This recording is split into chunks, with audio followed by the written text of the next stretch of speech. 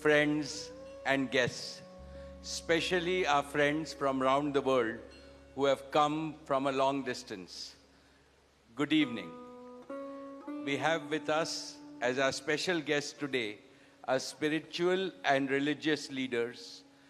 They have come specially to bless Anant and Radhika. आप सबको मेरा सादर प्रणाम और खूब खूब स्वागत. To all our guests today, on behalf of Neeta and me, I have to say that the Bharat took over and we could not welcome you as we would have liked to from our heart. So my apologies. We wanted to welcome each and every one of you. And I take this opportunity that Neeta, I, along with Shaila and Viren, welcome each and every one of you with a warm heart.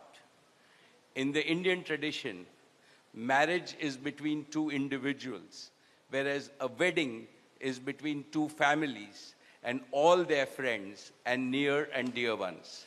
Therefore, we are profoundly grateful to all of you for sharing our joy and excitement at the auspicious wedding of Shubh Vivah Sanskar of Anant and Radhika.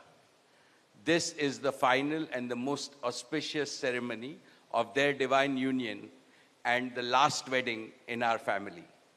Neeta has worked very hard to curate a deeply immersive experience of India's rich culture and a spirit of a traditional Indian wedding.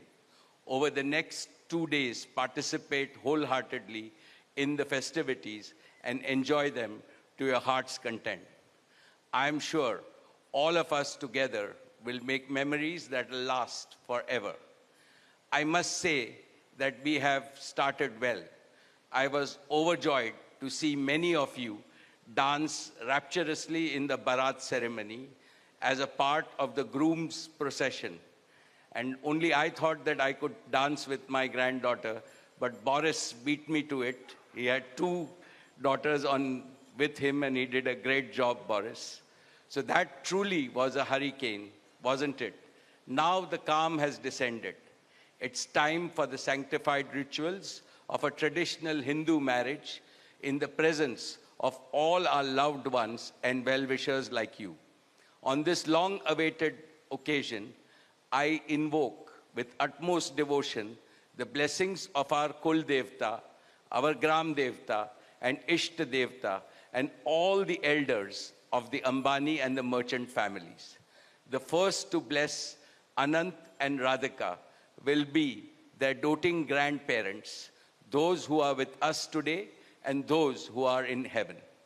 Today I pray to the Almighty that Radhika and Anant be so blessed that their life together is filled with sukh, swasthya, samriddhi, and safalta, happiness, health, prosperity, and success.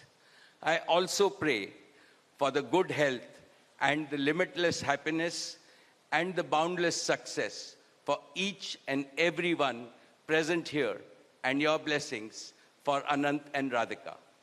On this auspicious day, together with all of you, we invoke Panch Tattva, the 5 foundational elements of Mother Nature that nurture all life on planet Earth so that they offer strength and sustenance to the couple. सनातन धर्म में विवाह को जीवन का सबसे महत्वपूर्ण संस्कार मानते हैं. अनंत काल से विवाह व्यक्ति को समाज से, धर्म से और आध्यात्म से जोड़ता है. When marriage is performed according to the Sanatan Vidhi, it acquires the divinity of celestial unions.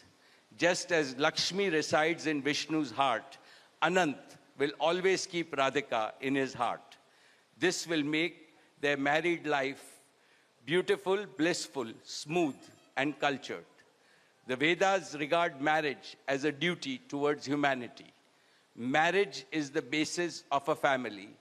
Family is a basis of community, and community is the basis of society and the larger human family. Marriage thus becomes the most essential guarantor of the continuity, cohesion, and well-being and progress of the human race.